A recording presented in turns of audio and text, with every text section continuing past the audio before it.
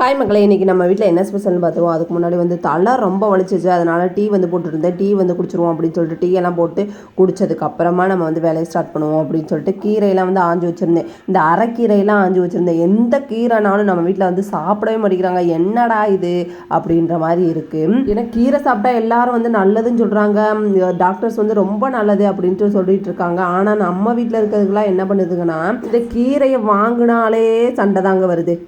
இவங்களுக்கு கீரையை பொரிச்சாதான் பிடிக்குது, நமக்கு கடைஞ்சி திங்கணும்னு ஆசையாக இருக்குது. ஒரு நாள் வந்து இப்படி வைக்கலாம், ஒரு நாள் அப்படி வைக்கலாம். எப்போயாவது ஒரு தடவை தான் கீரை வாங்குகிறோம், அதுக்குன்னு சரின்னு சொல்லிட்டு நம்ம இன்னைக்கு கடைஞ்சிருவோம் அப்படின்னு சொல்லிட்டு கடைஞ்சி வச்சுட்டேன். கண்டிப்பாக நீ சாப்பிட்டே தான் ஆகணும், அந்த மாதிரி நான் வந்து பிளான் பண்ணிட்டேன். ஏன்னா கீரை கடையிலே திங்க மாட்டுறாரு, ஏனே தெரியல. கீரை கடையில் பண்ணி வச்சுட்டோம், இதை தான் தின்னாகணும் அப்படின்னு சொல்லிட்டு வச்சுட்டா என்ன விஷத்தை வச்சுருக்கியா அப்படின்ட்டு கேட்குறாங்க. உங்கள் வீட்டில் இப்படி தான் நடக்குதா அப்படின்னு சொல்லிட்டு கமெண்ட் பாக்ஸில் சொல்லி விடுங்க.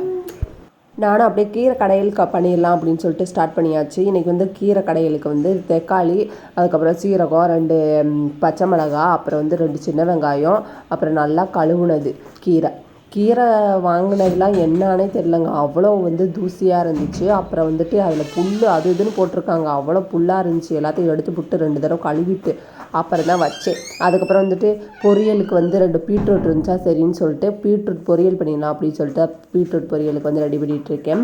கொஞ்சமாக வந்துட்டு பாசிப்பயிர் போட்டுக்கோங்க. பாசிப்பயிர் போட்டுட்டு நம்ம வந்து கட் பண்ணி வச்ச பீட்ரூட்டை வந்து ஆட் பண்ணிக்கலாம்.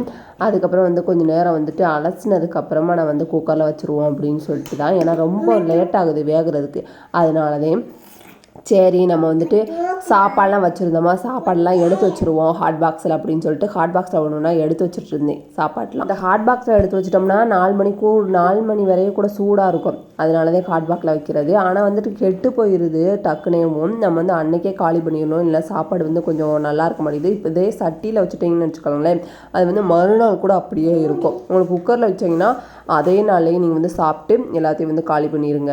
ஹாட் பாக்ஸில் எல்லாத்தையும் எடுத்து வச்சுட்டு நம்ம வந்து மூடி வச்சிடலாம் அப்படின்னு சொல்லிட்டு தான் மூடியெல்லாம் வச்சாச்சு.